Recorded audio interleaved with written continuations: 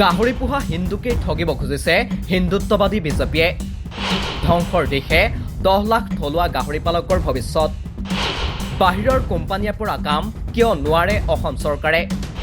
কাৰ উদ্দেশ্যত থাইলেণ্ডৰ কোম্পানীৰে চুক্তি মুখ্যমন্ত্ৰীৰ? কম বেতনত শ্ৰমদান আদায়েৰে লাভান্বিত হ'ব বহুজাতিক কোম্পানী। ব্ৰইলাৰ ফাৰ্মিঙৰ দৰেই থলুৱাৰ হাতৰ পৰা যাব গাহৰিৰ বজাৰ। কণ্ট্ৰেক্ট ফাৰ্মিঙে কিদৰে লোকচান কৰিছে থলুৱা পালকৰ? সৰব সদৌ অসম গাহৰি পালক সন্থা, সৰব ৰাইজৰ দল। ৰাজ্যজুৰি এতিয়া অন্য এক চৰ্চাৰ বিষয় হৈ পৰিছে গাহৰি। উত্তৰ পূবত 10,000 কোটিৰ ব্যৱসায় থকা এই বৃহৎ চাহিদা থকা বজাৰখনত চকু দিছে বহুজাতিক কোম্পানীয়ে।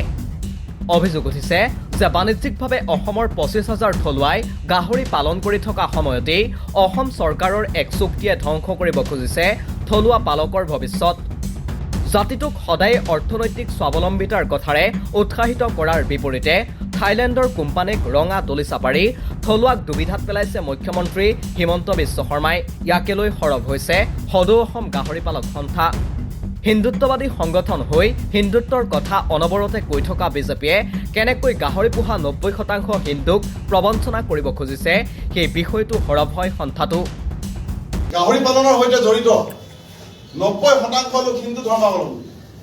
আৰু আজি আমাৰ চৰকাৰে হিন্দু আৰু হিন্দুত্বৰ কথা কোৱা, হিন্দুত্বৰ শ্লোগান কোৱা, হিন্দুত্বৰ স্বাৰ্থ ৰক্ষাৰ শ্লোগান দিয়া, বিশ্বগুৰু বুলি নিজকে জাহিৰ কৰা এই চৰকাৰখনে এই যে হিন্দু ধৰ্মাৱলম্বী অধিকাংশ লোকে গাহৰি পালন ক্ষেত্ৰখনত জড়িত হৈ আছে, এই হিন্দু ধৰ্মাৱলম্বী লোকসকলক তেওঁলোকে ভাতে মৰাৰ ষড়যন্ত্ৰ কৰিছে নেকি? তেওঁলোকেতো নিজৰ স্ববিৰোধ মত নহয়নে?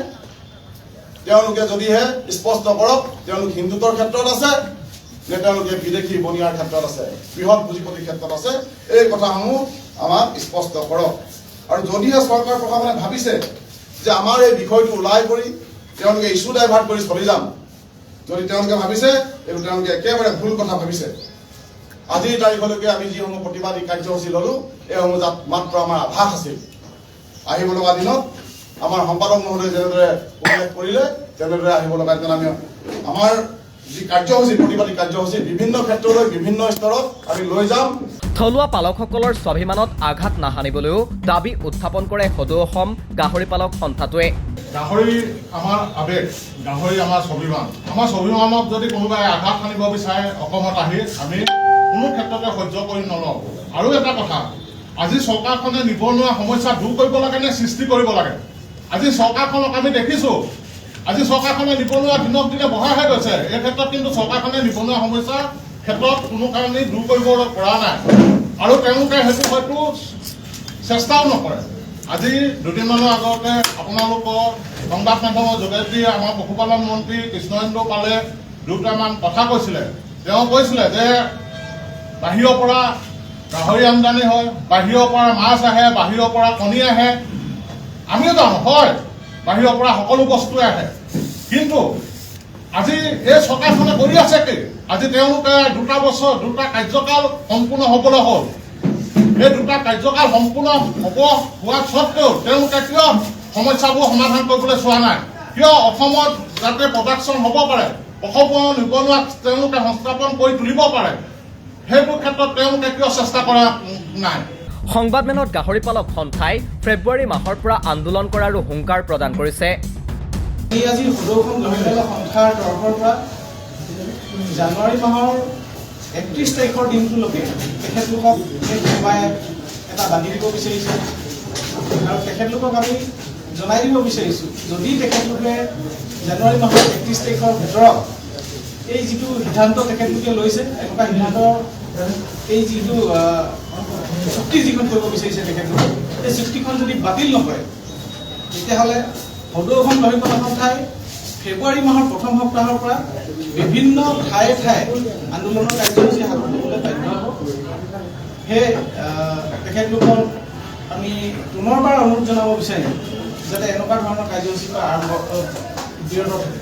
অতি ক্ষোভ প্ৰকাশ কৰি আন এগৰাকী পালকে কয়, সদৌ অসম গাহৰি পালক সন্থাই তেখেতলোকক অনুৰোধ জনাইছোঁ, বিভিন্ন নিউজ মিডিয়াৰ যোগেদি আমি তেখেতলোকক বিভিন্ন জিলাৰ পৰা তেখেতলোকক অনুৰোধ জনোৱা হৈছে যে এনেকুৱা ধৰণৰ হঠকাৰী সিদ্ধান্তৰ পৰা তেখেতলোকে বিৰত থাকক, যিহেতু অসমৰ 10 লাখ গাহৰি পালকৰ জীৱন জীৱিকাৰ কথা আছে।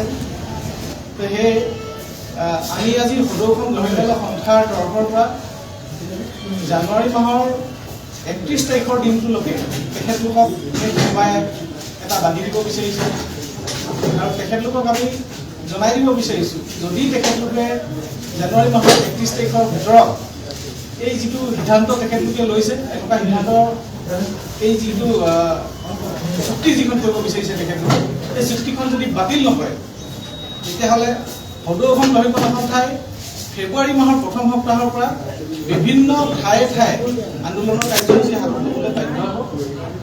সেয়ে তেখেতলোকক আমি পুনৰবাৰ অনুৰোধ জনাব বিচাৰিম যাতে এনেকুৱা ধৰণৰ কাৰ্যসূচী বিৰত থাকে। ব্ৰইলাৰৰ দৰে কণ্ট্ৰেক্ট ফাৰ্মিঙৰ আশা লৈ থকা থলুৱা পালকসকলক উদ্দেশ্যেও গাহৰি পালক সন্থাৰ প্ৰতিনিধিয়ে সংবাদমেলত কেইবাটাও কথা কয়। সেই একেই সমস্যা আমাৰ বহিৰাগত কোম্পানী যদি আহে, তেওঁলোকে গোটেই বজাৰখন গ্ৰাস কৰি পেলাব। আমাৰ থলুৱা পালকৰ যি জীৱন ধাৰণৰ যি শেষ সম্বল, থলুৱা গাহৰি পালকৰ যি সম্বল, সেই সম্বল তেওঁলোকে কাঢ়ি লোৱাৰ পক্ষপাতি হৈছে চৰকাৰ প্ৰশাসনে, আৰু তাৰ ব্যৱস্থা তাৰ সপক্ষে ব্যৱস্থা গ্ৰহণ কৰিছে। আমি চৰকাৰ প্ৰশাসনক জনাব বিচাৰোঁ যে আমি এডভান্টেজ অসমৰ 2.0 বিৰোধিতা কৰা নাই সদৌখন গাহৰি পালক সন্থাই। আন্দোলনৰ সৈতে জড়িত 90% লোক হিন্দু ধৰ্মাৱলম্বী, আৰু আজি আমাৰ চৰকাৰে হিন্দু আৰু হিন্দুত্বৰ কথা কোৱা, হিন্দুত্বৰ শ্লোগান কোৱা, হিন্দুত্বৰ স্বাৰ্থ ৰক্ষাৰ শ্লোগান দিয়া, বিশ্বগুৰু বুলি নিজকে জাহিৰ কৰা এই চৰকাৰখনে এই যে হিন্দু ধৰ্মাৱলম্বী অধিকাংশ লোকে গাহৰি পালন ক্ষেত্ৰখনত জড়িত হৈ আছে, এই হিন্দু ধৰ্মাৱলম্বী লোকসকলক তেওঁলোকে ভাতে মৰা ষড়যন্ত্ৰ কৰিছে নেকি? তেওঁলোকেতো নিজৰ স্ববিৰোধ মত নহয়নে? তেওঁলোকে যদিহে স্পষ্ট কৰক তেওঁলোক হিন্দুত্বৰ ক্ষেত্ৰত আছে নে তেওঁলোকে বিদেশী বনিয়াৰ ক্ষেত্ৰত আছে, বৃহৎ পুঁজিপতিৰ ক্ষেত্ৰত আছে, এই কথাসমূহ আমাক স্পষ্ট কৰক। আৰু যদিহে চৰকাৰ প্ৰশাসনে ভাবিছে যে আমাৰ এই বিষয়টো ওলাই কৰি তেওঁলোকে ইছ্যু ডাইভাৰ্ট কৰি চলি যাম, যদি তেওঁলোকে ভাবিছে এইটো তেওঁলোকে একেবাৰে ভুল কথা ভাবিছে। গুৱাহাটীত সংবাদমেল দি এইদৰেই এতিয়া মুকলি সকিয় নিদি কোনো কাৰণতে চিপি কোম্পানীক অসমত থিতাপি লৈ সম্পূৰ্ণ গাহৰিৰ বজাৰখন দখল কৰিবলৈ দিয়া নহ'ব বুলি মন্তব্য প্ৰদান কৰিছে। ইফালে একেটা দিনতে পুনৰবাৰ ৰাইজৰ দলেও পৃথকে সংবাদমেলত দাঙি ধৰে ব্যাখ্যা। কিদৰে বহুজাতিক কোম্পানীয়ে গাহৰি বজাৰখন দখল কৰি থলুৱাৰ অৰ্থনীতি ভাঙি চুৰমাৰ কৰি পেলাব, কিদৰে ব্ৰইলাৰৰ বজাৰখন দখল কৰাৰ দৰেই বহুজাতিক বহিৰাগত কোম্পানীয়ে থলুৱাৰ হাতৰ পৰা কাঢ়ি লৈ যাব, তাৰ ব্যাখ্যা দি কয় এইদৰে। পশুপালনৰ ক্ষেত্ৰতেই হওক বা কৃষি ক্ষেত্ৰত হওক, ইয়াত আমাক সেই পালনৰ ক্ষেত্ৰত কোনো ইনভেষ্টমেণ্ট বা বিনিয়োগৰ প্ৰয়োজন নাই। আমাক বিনিয়োগ লাগে ক'ত? টেকনলজি ইম্প্ৰুভমেণ্ট কৰিবলৈ। অৰ্থাৎ যদি কৃষি ক্ষেত্ৰত কিবা টেকনলজি ইম্প্ৰুভমেণ্ট কৰি তাৰ উৰ্বৰতা বঢ়াব পাৰি, কিবা তাৰ উন্নত কৰিব পাৰি, কৃষি ক্ষেত্ৰ উন্নত কৰিব পাৰি, পশুপালন ক্ষেত্ৰ উন্নত কৰিব পাৰি, তাত আমি বিনিয়োগ বিচাৰোঁ। অথবা IT চেক্টৰ, টেকনলজি চেক্টৰ, এইখিনি চেক্টৰত আমি উন্নত কৰিবলৈ বিনিয়োগ বিচাৰোঁ। কিন্তু ৰাইজৰ দলৰ তথ্য আৰু প্ৰচাৰ সম্পাদক দেৱাংগ সৌৰভ গগৈয়ে থলুৱাই দখল কৰা গাহৰি বজাৰখনক লৈ চৰকাৰৰ উদাসীনতাৰ কথা ব্যক্ত কৰে। অসমীয়া বহুত যুৱকে বাহিৰৰ পৰা চাকৰি এৰি বা বিভিন্ন ধৰণৰ কামৰ পৰা গাহৰি পালন যিহেতু এটা ভাল ব্যৱসায় বুলি তেওঁলোকে এই উদ্যোগটোক লৈছিলে, তেওঁলোকেও গাহৰি পালনৰ ক্ষেত্ৰত আহিছে। তেনেকে প্ৰায় 10 লাখ আমাৰ গাহৰি পালক আছে, আৰু সেই গাহৰি পালকসকলে ইমানখিনি ব্যৱসায় 10,000 কোটি টকাৰ ব্যৱসায় য'ত আছিলে, সেই উদ্যোগটোক কাম কৰি কৰি বহুদিন কাম কৰি কৰি এতিয়া প্ৰায় 3-4 হাজাৰ কোটি টকাৰ ব্যৱসায় নিজৰ হাতত আনিবলৈ সক্ষম হৈছিলে। এটা বাহিৰ অহা ব্যৱসায় এই গাহৰি ব্যৱসায়টো অসমত। তেওঁলোকে যথেষ্ট সমস্যাৰ সন্মুখীন হৈছে। কেনেকে সমস্যাৰ সন্মুখীন হৈছিলে? যে ASF, যিটো আপোনালোকে জানে যে আমেৰিকান সোৱাইন ফিভাৰ, যাৰ ফলত বহুত গাহৰি আমাৰ গাঁৱে ভূঞে বহুত গাহৰি মৰি গৈছিলে, বহুত গাহৰি ফাৰ্ম বন্ধ হৈ গ'ল। তাৰ পৰাও তেওঁলোকে যুঁজি মেলি যেনে তেনে মুক্তি লাভ কৰি এতিয়া গাহৰি ব্যৱসায়টো অলপ স্থাপন কৰিবলৈ সক্ষম হৈছিলে। তেওঁলোকে নিজৰ ওপৰত নিজৰ দৃঢ়তাৰে, নিজৰ কৰ্ম সংস্কৃতিৰে তেওঁলোকে আগবঢ়াই নিবলৈ সক্ষম হৈছিলে। ASFৰ পূৰ্বতে অসমৰ গাহৰি উৎপাদিত গাহৰি নাগালেণ্ড, অৰুণাচললৈ ছাপ্লাই কৰিবলৈ সক্ষম হৈছিল। কিন্তু বৰ্তমান নাগালেণ্ড, অৰুণাচলৰ মাৰ্কেটো বহিৰাজ্যৰ গাহৰিয়ে দখল কৰি পেলাইছে। অসমৰ মাৰ্কেটটো, অসমৰ বজাৰখনো বহিৰাজ্যৰ গাহৰিয়ে দখল কৰি পেলাইছে। আৰু তেওঁলোকে তাত কোনো ধৰণৰ যিবোৰ আইন, ক্ৰুৱেল্টি এক্ট বা তেনেকুৱা ধৰণৰ আইন কোনো মানি চলা নাই। কিন্তু অসম চৰকাৰৰ পৃষ্ঠপোষকতাতে বুলি ক'ব লাগিব, কাৰণ তেওঁলোকে কোনো বাধা প্ৰদান কৰা নাই। চৰকাৰী পৃষ্ঠপোষকতাতে এইবোৰ চলি আছে। বহিৰাজ্যৰ গাহৰিয়ে ইতিমধ্যে আমাৰ বজাৰ দখল কৰিছে। গতিকে এইটো এটা ডাঙৰ সমস্যা আমাৰ অসমৰ গাহৰি পালকসকলৰ লগত। CP গ্ৰুপ যদি আহে, CP গ্ৰুপে কিন্তু আনিব পাৰিব। যদি CP গ্ৰুপে তেওঁলোকে এটা বাহিৰৰ ব্ৰিড, বাহিৰৰ উন্নত মানৰ সঁচ আনিব পাৰে, অসমত তেওঁলোকে পশুপালন কৰিব পাৰে, চৰকাৰী উদ্যোগত কিয় কৰা নহয়? এইটো আমাৰ ডাঙৰ প্ৰশ্ন। গতিকে আমি দাবী জনাইছো ৰাইজৰ দলে যে এই ইনব্ৰিডিঙৰ সমস্যাটো নাইকিয়া কৰিবলৈ হ'লে তেওঁলোকে এটা বাহিৰৰ উন্নত জাতৰ সঁচ আনক বৈজ্ঞানিক পদ্ধতিৰে, কাৰণ ইয়াত বহুতখিনি মেইনটেনেন্সৰ কথা থাকে, নহ'লে পুনৰ ইনব্ৰিডিং হোৱাৰ সম্ভাৱনা থাকে। গতিকে বাহিৰৰ সঁচটো আমাৰ বজাৰলৈ আনি গ্ৰাহক মানে আমাৰ যিসকল ফাৰ্মাৰ আছে, আমাৰ যিসকল গাহৰি পালক আছে, তেওঁলোকক যোগান ধৰক। সেইটো এটা আমাৰ দাবী। গাহৰিৰ বজাৰ দখলৰ প্ৰসংগত কিদৰে ব্ৰইলাৰৰ বজাৰখন বহিৰাগত কোম্পানীয়ে দখল কৰিলে সেয়াও দাঙি ধৰে সংবাদমেলত। আহিব তেওঁলোকে ক'ব, আপোনালোকৰ লগত ধুনীয়াকৈ কথা বতৰা পাতিব, কোম্পানীয়ে ক'ব যে আপোনালোকে 8 টকা 50 পইচাকে প্ৰতি কেজিত পাব, আৰু যদি 2 কেজিতকৈ আপোনাৰ ওজনটো প্ৰতিটো ব্ৰইলাৰৰ বেছি হয়, আপোনালোকে আৰু বেছিকৈ পাব, আৰু 6 টকা এক্সট্ৰা পাব, হয়তো 7 টকা এক্সট্ৰা পাব, 14 টকালৈকে পাব। কিন্তু ইয়াত কি দিছে, 2 টকা 30 পইচা। তেওঁ উৎপাদন কৰিলে 1016টা চিকেনত, 73টা মৰিলে, 943টা জীয়াই থাকিলে। তেওঁ 1817 কেজি উৎপাদন কৰিলে। 1817 কেজি উৎপাদন কৰাৰ পিছত তেওঁ গোটেইখিনি খৰচা নিজে কৰাৰ পিছত 271 টকা তেওঁ ইনকাম কৰিছে। ইনকাম মানে সেইটো ইনকাম নহয়, সম্পূৰ্ণ লোকচান। তেওঁ পাইছে 271 টকা। আৰু এখনত আছে তেওঁ 1020টা চিকেন কৰি পেলাই 5749 টকা পাইছে। এইখনত তেওঁ অলপ ভাল পাইছে, 1131টা চিকেন কৰি 20,727 টকা পাইছে। এতিয়া আমি এটা এনালাইচিছ, ইয়াত আটাইখিনি কাগজ আমি মিলাই পেলাই এটা যিখিনি আৰু বাকী সকলৰ লগতো কথা পাতি যিটো এনালাইচিছ পালো, ইয়াত যিটো এটা 1500 চিকেনৰ যদি এখন কণ্ট্ৰেক্ট ফাৰ্মৰ পৰা লোৱা হয়, 1500টা চিকেন পোৱালি তেওঁলোকে দিব। তাত এটা আমি মৰ্টেলিটি ৰেটটো ধৰি এটা কিমান ইনফ্ৰাষ্ট্ৰাকচাৰেল কষ্ট, কিমান কষ্ট আহিব পাৰে সেইখিনি এটা হিচাপ কৰিছিলোঁ। ইয়াত ধৰক এক্সপেঞ্চেছৰ ক্ষেত্ৰত শ্বেড, অৰ্থাৎ ঘৰটো বনাওঁতে ইলেক্ট্ৰিচিটি ইনষ্টলেশ্যনৰ পৰা আদি কৰি তাত কিছুমান আইটেম, ড্ৰিংকাৰ, ফিডাৰ, ব্ৰইলাৰ মুৰ্গীৰ কাৰণে, এইবোৰ মুৰ্গীৰ কাৰণে 3,77,000 টকা। ইয়াৰ পিছত ৰিকাৰিং, অৰ্থাৎ প্ৰতি মাহে তেওঁলোকে খৰচ কৰিবলগীয়া হয় ভুচিৰ নামত। ভুচি তেওঁলোকে কিনিব লাগে, তলত পাৰিবলৈ ভুচিখিনি কিনিব লাগে, প্ৰায় 6,000 টকাৰ ভুচি কিনিব লাগে যদি 1500 ব্ৰইলাৰ পুহিছে। ইলেক্ট্ৰিচিটি বিল, আজিকালিতো জানেই স্মাৰ্ট মিটাৰ সেইফালেতো সুখী আছেই। গতিকে আগতে যিটো বিল 1000-1200 আহিছিলে, আজিকালি মই বিগত 2-3 মাহৰ হিচাপ লৈছোঁ ফাৰ্মাৰসকলৰ কথা পাতি, প্ৰায় 2000-ৰ পৰা 3000 টকা আহে, অৰ্থাৎ 2500 টকা আমি এভাৰেজ লৈছোঁ। তাৰপিছত চেলাৰী ধৰিছোঁ 2জন পাৰ্চন, এজন তেওঁ নিজে, আন এজন তেওঁক লৈ লয় 1500 চিকেনৰ কাৰণে ল'বলগীয়া হয়। যিটো একদম নিম্নতম ধৰিছোঁ 5000 টকা, য'ত হাজিৰা কৰিলে 500 টকাকৈ 15,000 টকা পায়, মই 5000 টকাকৈ ধৰিছোঁ এজনক। 5000 টকা তেওঁ নিজাববীয়াকৈ লৈছে বুলি, 10,000 টকা। তাৰপিছত তেওঁ যে সেই লোন লৈ পেলাই কৰিছিলে কামটো, লোন লৈ পেলাই কৰক বা বেংকত থলেও তেওঁ পইচা পালেহেঁতেন, বা বেলেগ কিবা এটা কাম কৰাহেঁতেনো পইচা পালেহেঁতেন। গতিকে এটা 12%কে, বছৰি 12%কে, অৰ্থাৎ মাহত 1%কে আমি এটা ইণ্টাৰেষ্ট ধৰিছোঁ, তাত 3,775 টকা। অৰ্থাৎ প্ৰতি মাহে তেওঁ খৰচা কৰিছে 22,275 টকা।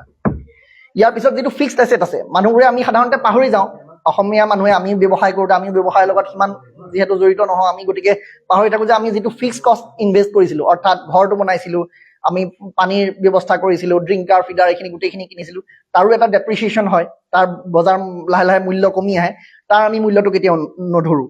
গতিকে 36 মাহৰ পিছত এই ঘৰটো প্ৰায় কাম আকৌ নতুনকৈ বনাবলগীয়া হয় বা ৰিপেয়াৰিং বহুত খৰচা হৈ যায়।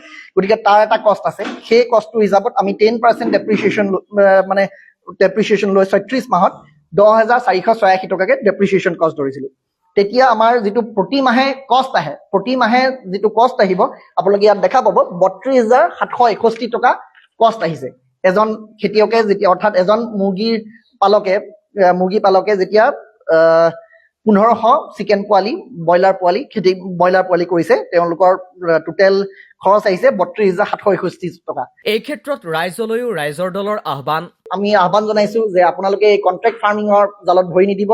আপোনালোকে আমাৰ পশুপালকসকলৰ লগত থিয় দিয়ক, যিসকল গাহৰি পালক আছে, যিসকলৰ কণ্ট্ৰেক্ট ফাৰ্মিঙৰ বলি হৈছে বা ব্ৰইলাৰ ফাৰ্মিঙৰ, তেখেতসকলকো বুজাওক, তেখেতসকলৰ লগত থিয় দিয়ক। আৰু ভুৱা প্ৰতিশ্ৰুতিৰে যিসমূহ কোম্পানী আহি পেলাই গাঁৱে গাঁৱে বিভিন্ন ধৰণৰ কথা কয়, বহুত জেগাত এতিয়া আমি শুনিবলৈ পাইছোঁ যে গাহৰি কণ্ট্ৰেক্ট ফাৰ্মিং কৰাম বুলি 100 টকাৰ কিবা এটা ফৰ্মো বিলাইছে বোলে। গতিকে এই সকলো হেৰিয়ৰ পৰা দূৰত থাকক। গতিকে ৰাইজ সজাগ হ'বৰ হ'ল, আৰু চৰকাৰক আমি দাবী জনাইছোঁ এইখিনি সমস্যা আপোনালোকে সমাধান নকৰিলে আমি ৰাইজৰ দলে তীব্ৰ গণ আন্দোলন গঢ়ি তুলিম। আৰু লগতে আমি সদায় পালকসকলৰ লগত, পালকসকলক আৰু নতুন গাহৰি পালকসকলক, মুৰ্গী পালক, কুকুৰা পালক, ছাগলী পালক সকলোৰে লগতে কথা পাতি আমি তেখেতসকলৰ সমস্যাৰ বুজ ল'ম আৰু কেনেধৰণে সমাধান কৰিব পাৰি তাৰ ব্যৱস্থা কৰিম।